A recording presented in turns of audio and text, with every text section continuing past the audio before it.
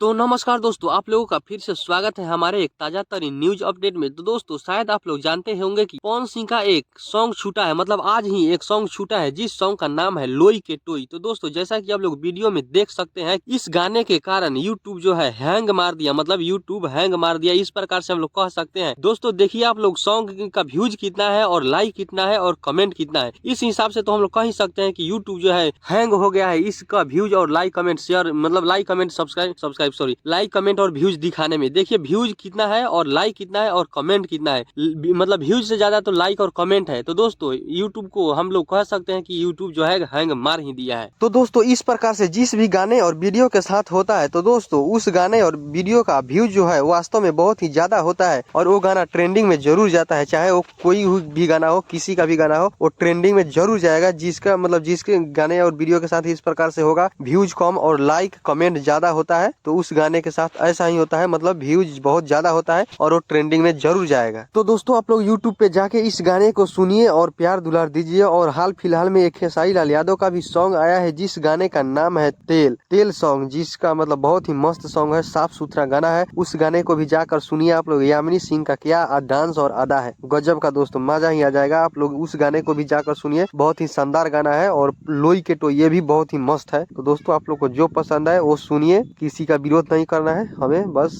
यही बताना था इस गाने को लेकर।